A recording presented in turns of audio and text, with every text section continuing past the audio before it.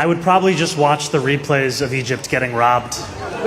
হায় হায়, মামদা নিয়ে কি বলল? আর্জেন্টিনা ফুটবল অ্যাসোসিয়েশনের বিরুদ্ধে কত মিলিয়ন ডলারের অর্থ পাচারের অভিযোগ আনলো এফবিআই। আর এখানে কি ফিফারও কোনো সরাসরি হাত আছে? এদিকে রোনালদোর ছেলে কোন দেশের হয়ে খেলবে তা নিয়েও শুরু হয়েছে নতুন আলোচনা। আর কোয়ার্টার ফাইনালের আগেই নরওয়ের দলে একের পর এক খেলোয়াড় হলো অসুস্থ। কাহিনী কি, চলুন শুরু করি।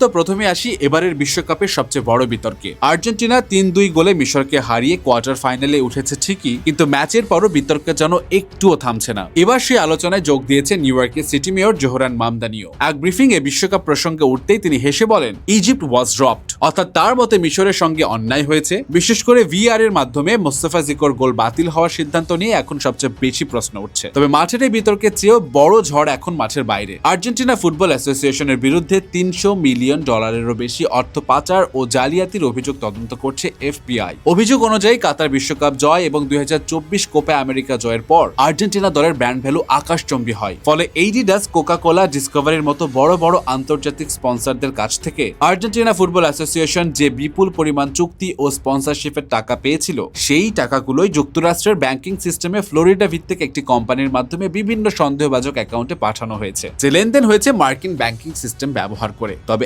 এখন পর্যন্ত ফিফার বিরুদ্ধে এই তদন্তে কোনো সরাসরি অভিযোগ তথ্য সামনে আসেনি। এখন শেষ পর্যন্ত এই তথ্য কোথায় গিয়ে থামে সেটাই এখন দেখার বিষয়। চালাকে এলো modern regular fitted reveal collections. Red, black and ash কালারের দারুণ প্রিমিয়াম টি শার্ট গুলো ভালো লাগলে এখনই ভিজিট করুন www.chalak.com। স্টক কিন্তু লিমিটেড।